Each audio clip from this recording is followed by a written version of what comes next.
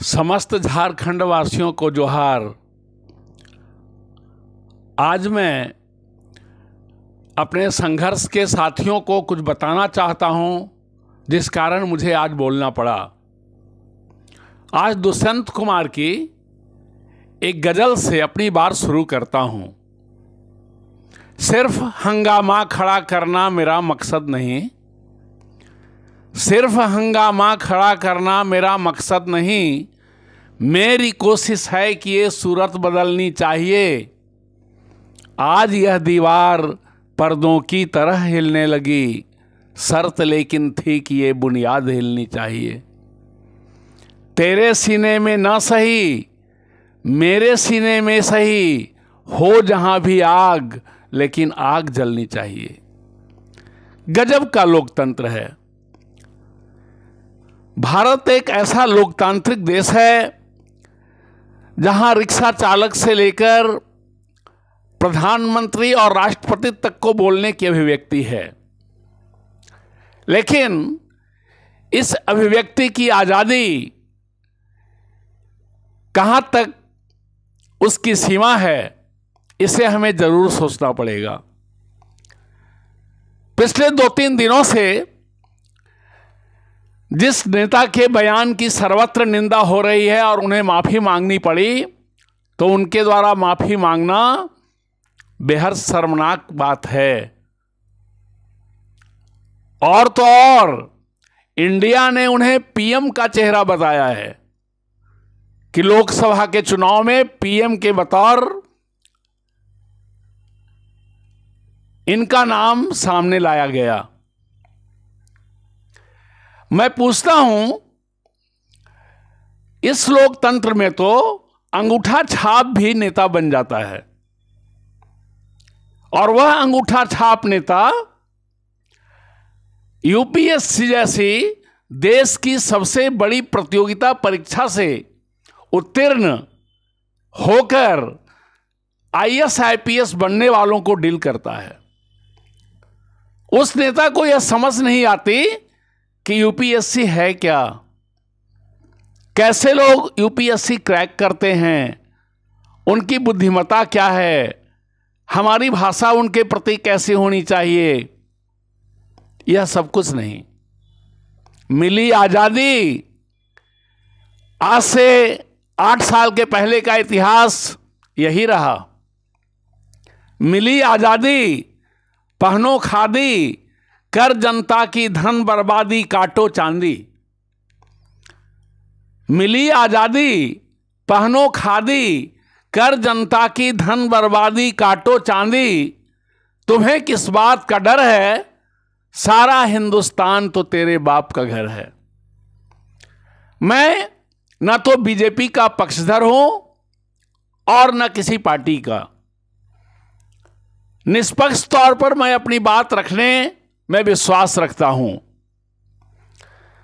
जब से Modi ji prime minister के रूप में अपने देश का कार्यभार संभाला, तब से आज तक किसी ने एक घोटाले का पर्दाफाश तक नहीं कर पाया, क्योंकि घोटाले हुए ही नहीं। लेकिन 8 साल 9 साल पहले का इतिहास है कि प्रत्येक दिन देश के बड़े बड़े चैनल और बड़े बड़े अखबार, अन्य मीडिया के स्रोत, कितने घोटाले हुए, हजारों के, करोड़ों के, लाखों के, प्रत्येक दिन समाचार की सुर्खियां बनती थी। लेकिन आज ऐसा नहीं है। मैं पूछता हूं, निर्वाचन आयोग को अपने आप में कुछ सुधार लाना चाहिए और नेता परीक्षा प्रतियोगिता आयोजित होनी चाहिए। जो कम से कम स्नातक हों, वही इस परीक्षा में बैठ सकते हैं। उनके ऊपर किसी प्रकार का केस न हो, उनकी दामन में कोई दाग न हो, उनका कोई आपराधिक इतिहास न रहा हो, और लिखित परीक्षा उन्हें पास करनी चाहिए, तभी वो नेता के पद को संभाल सकते हैं। लेकिन एक जुमला सभी दोहराते हैं कि नेता जो बनते हैं वो एक बार ऐसा सोच लेते हैं कि मैं 2-4 पुश्तों के लिए इतना धन कमा लूं कि आने वाली 4 पुश्तों को कुछ कमाने की जरूरत नहीं पड़े। ये हिसाब है हमारा। बूढ़े बुजुर्ग नेता जो ठीक से बोल तक नहीं पाते, अपनी जगह से हटना नहीं चाहते, ऐसे में सिंहासन खाली करो कि जनता आती है। जनता विद्रोह ना कर बैठे, इसके लिए पूरे देशवासियों को, झारखंड वासियों को सोचना पड़ेगा। नेता चयन परीक्षा में उत्तीर्ण व्यक्तियों को ही टिकट मिलनी चाहिए। समझ सकते हैं, भारत वर्सेस इंडिया।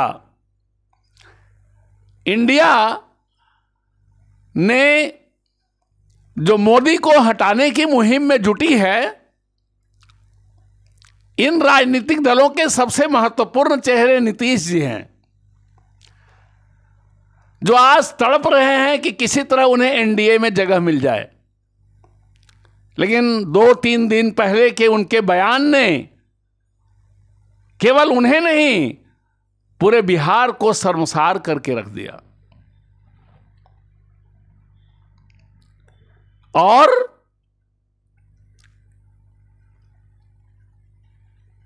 नेताओं के पास नियम तो हैं, लेकिन नियत की कमी है। एक बड़ा अपराधी पकड़ा जाता है, पुलिस अपने हौसले बुलंद कर उस अपराधी को हाजत में बंद करती है, 2 मिनट के अंदर थाना की घंटियां टनटनाने लग जाती हैं। आप इन्हें छोड़ दें, ये बड़े साहब का हुक्म है, आप इसे छोड़ दें, ये डीआईजी का आदेश है। पुलिस क्या करेगी? जहां के नेता भ्रष्ट हों और अपराधियों को बचाने की बात करते हों, वहां अकेले पुलिस के ऊपर दोष लगाना तो सरासर अन्याय होगा। और ऐसे बड़े बड़े अपराधी छूट जाते हैं। चप्पल चोरी करने वाले, पर्स चोरी करने वाले, मोबाइल चोरी करने वाले आज जेलों में हैं, और बड़े से बड़े घोटाले करने वाले आज 5 सितारा होटलों में बैठकर बड़ी बड़ी पार्टियां कर रहे हैं। कैसे चलेगा यह देश?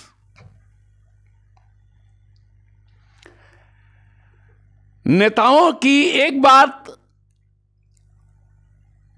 बूथ छापामारों को समझ में आ गई। जब ईवीएम मशीन नहीं थी और जब बूथ की छापामारी होती थी, तो उसके लिए नेताओं के पास 10 गुंडे होते थे, और वे 10 गुंडे बूथ छापामारी कर उस नेता को जिताने का काम करते थे। कुछ साल तो ऐसा चला, लेकिन गुंडों ने समझा कि जब मैं किसी को नेता बना सकता हूं, तो मैं उम्मीदवार क्यों नहीं बन सकता, और मैं विधानसभा और पार्लियामेंट में क्यों नहीं जा सकता। और राजनीति का अपराधीकरण यहीं से शुरू हुआ। इस राज्य की बागडोर, इस देश की बागडोर किसके हाथ में हमें सौंपनी चाहिए, इतनी तो समझ आ गई है। आज देश में लाखों करोड़ों की संख्या में लोग बेरोजगार पड़े हैं, उस ओर किसी का ध्यान नहीं।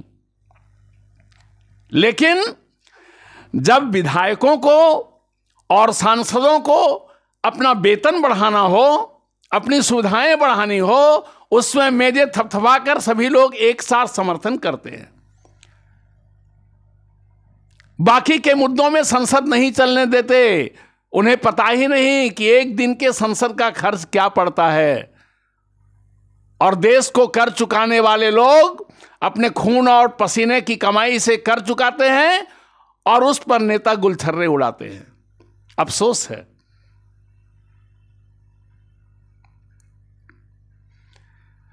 कहते हैं ना, बर्बाद गुलिस्ता करने को बस एक ही उल्लू काफी है, अंजाम गुलिस्ता क्या होगा, हर साख पे उल्लू बैठा है। अब आप देखिए, मैं एक ऐसे गठजोड़ की ओर आपका ध्यान खींच रहा हूं जिसके बारे में आपने भी पहले सोचा होगा। जब नेताओं की चलती है बड़े अधिकारियों पर तो अधिकारी अच्छे माने जाते हैं, और बड़े नेताओं की अधिकारी बात ना माने तो वह अधिकारी चोर समझा जाता है। कभी कभी तो जन नेताओं का इतना दबाव पड़ जाता कि थाना प्रभारी तक भी आत्महत्या करने को मजबूर हो जाते हैं। देश और राज्य के सभी नेताओं के लिए यह बात उचित प्रतीत नहीं होती, लेकिन प्रतिशत 20 से कम नहीं है।